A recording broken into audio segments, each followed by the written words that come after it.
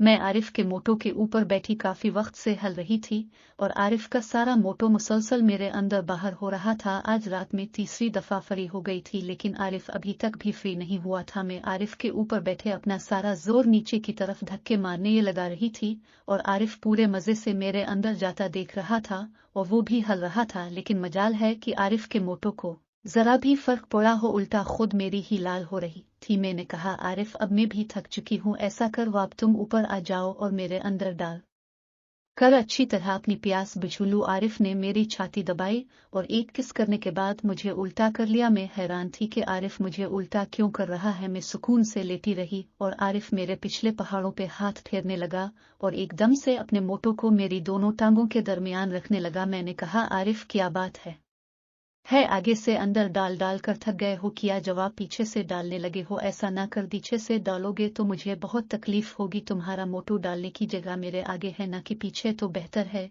तुम आगे से ही मेरे अंदर डालो। आरिफ ने कहा, लाडो तुम परेशान क्यों होती हो, बस थोड़ा सा ही अंदर करूंगा, कुछ देर उसे ऊपर तो रख लेने दो। आरिफ अपने हाथ से मेरा अबछल्ला स्वराज केला करने लगा था। मुझे पता था कि आरिफ का मोटो जितना मोटा और लंबा है ये मेरे पिछले सुराख में नहीं जाएगा, इसीलिए मैं इसे रोकने की कोशिश कर रही थी, लेकिन वो तो मेरी बात ही नहीं सुन रहा था। एकदम से आरिफ ने मेरे पिछले दोनों पहाड़ खोले और इसमें मौजूद गार को मुंह से प्यार करने लगा और बड़े बेतरसों की तरह इसे चूमने लगा। मुझे भी अब बहुत स्वाद आने लगा था। आरिफ साथ साथ मेरी हप पे थप्पड़ भी मारते रहूं, मुझे इस पे थप्पड़ मरवाने का बहुत शौक है।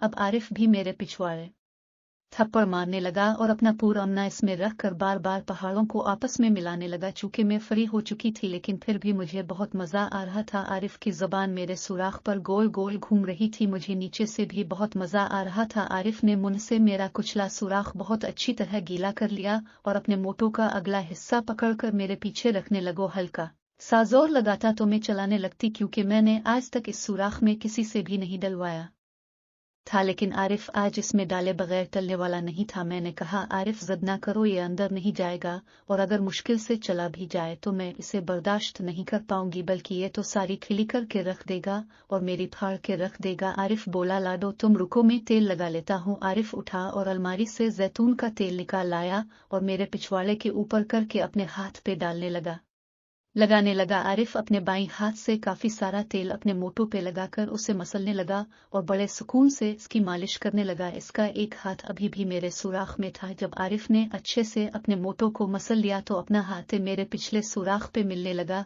और सारा गिराया हुआ तेल सुराख के चारों ओर लगाने लगा। जब अच्छी तरह मेरी गीली हो गई तो आरिफ ने अपना मोटो ऊपर रखा और हल्का सा नीचे झुककर उसे आगे को धक्का मारने लगा।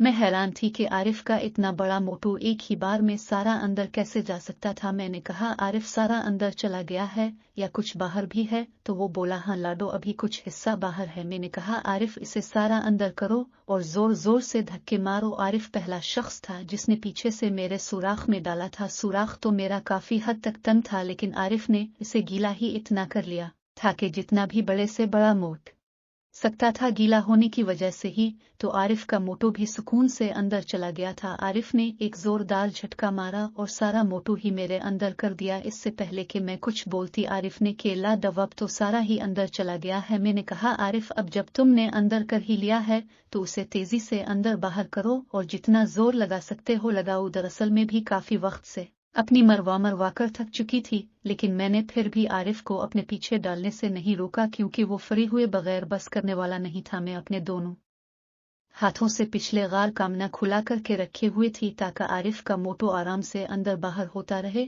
और वो जल्दी से फ्री हो जाए। आरिफ बोला, लाडो तुम तो कहती थी कि ये अंदर ही नहीं जाएगा, अब बताओ अंदर गया है या नहीं? मैंने आरिफ को चिढ़ाते हुए कहा, अंदर तो तुमने कर डाला है, लेकिन तुम्हारा जोश काफी ढीला पड़ चुका है। सुनकर शायद इसे गुस्सा आया तो इसने अपना मोटो बाहर निकाला और इसे हाथ से पकड़कर अंदर बाहर करने लगा। जब अंदर करता तो सारा ही अंदर डाल देता और जब अंदर से होकर आ जाता तो सारा बाहर निकाल कर फिर से अंदर डाल देता। मुझे भी बहुत मजा आ रहा था, चूंकि मेरे तो काम ही अंदर करवाना था और वो मैं आरिफ से किरदार ही थी। कुछ वक्त के बाद आरिफ ने धक्कों की बरसात करना शुरू कर दी। अब वो सारा मेरे अंदर डालकर खूब मजे से धक्के लगाने लगा, साथ साथ अजीब तरह से बोलने भी लगा, लाडो शुक्र है अब मेरा होने लगा है, ओ लाडो बस लाड वहाई लाडो मजा ही आ गया एकदम से, जैसे इसने अपनी सारी गर्मी मेरे अंदर ही निकाल दी हो। फारिग होने के बाद भी वो काफी वक्त तक मुझे झटके मारता रहा और अपना सार इलावा मेरे अंदर ही निकालता रहा। फिर कुछ टाइम के बाद मेरे ऊपर से पीछे हट गया। मैंने अपने पिछले सुराख को हाथ लगाया तो वो काफी हद तक खुला हो चुका था। मैं मोटो पकड़कर उसे देखने लगी। जवाब लटक चुका था। जितना वो लंबा था अब इतना ही छोटा हो गया था। मैंने कहा, आरिफ तुमको कैसा लगा मेरे साथ ये सब करके? तो वो बोला, लाडव कुछ ना पूछो, तुमने मुझे बहुत अच्छे से दी है, मैं तुम्हारी रोज लेना चाहूंगा। मैंने कहा, हाँ हाँ आरिफ, मैंने कौन सा मना किया है?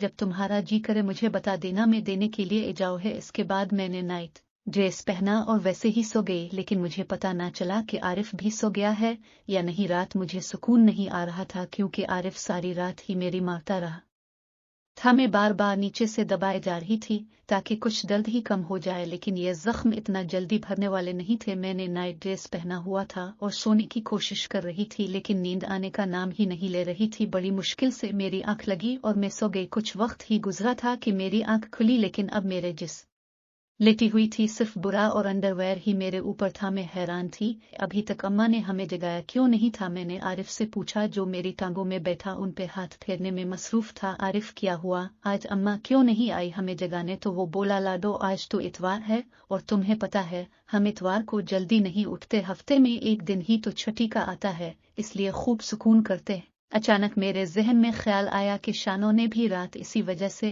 अपने पास ठोको बुलवाया हुआ था कि सुबह कोई जल्दी तो उठेगा नहीं, लिए खूब अच्छे से मरवाएगी। मैंने कहा, आरिफ तुम इतना जल्दी क्यों उठ बैठे हो? तो वो बोला, लाडो मुझे पहले दिन से ये बीमारी है, मैं जब भी सुबह जागता हूँ तो मेरा ये मोटो मेरे जागने से पहले ही खड़ा होता है। आज भी यही हुआ है, मैंने करवट बदली तो ये डंडे ये खड़ा था, इसीलिए फिर मुझे उठना पड़ा और आज तो मशीन मेरे पास।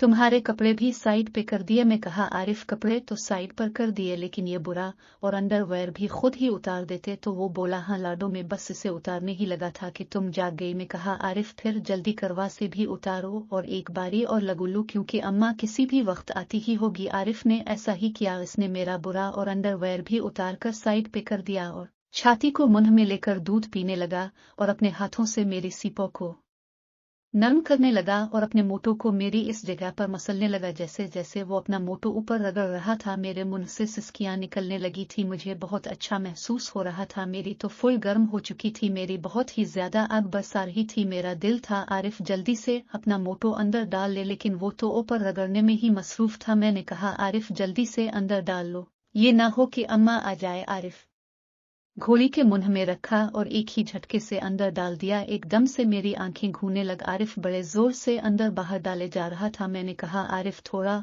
और जोर लगाओ और मुझे फारिग करो। आरिफ भी और तेजी से करने लगा और खूब अच्छे से लेने लगा। मैं अजीब अजीब सी आवाजें निकालने लगी थी। जब आरिफ ने एक दो जोरदार धक्के लगाए तो वो अंदर ही फरी हो गया, सब सकराब। मैंने कहा, आरिफ अब तो बहुत जल्दी फरी हो गए हो? तो वो बोला, हाँ लाडो मेरी इतनी ही टाइमिंग है, रात को तो गोली अस्तमलन की थी, इसीलिए ही तुम्हारी सारी रात ही लेता रहा था। इतने में कमरे का दरवाजा बजा और हमने जल्दी जल्दी अपने कपड़े लेने शुरू कर दिए।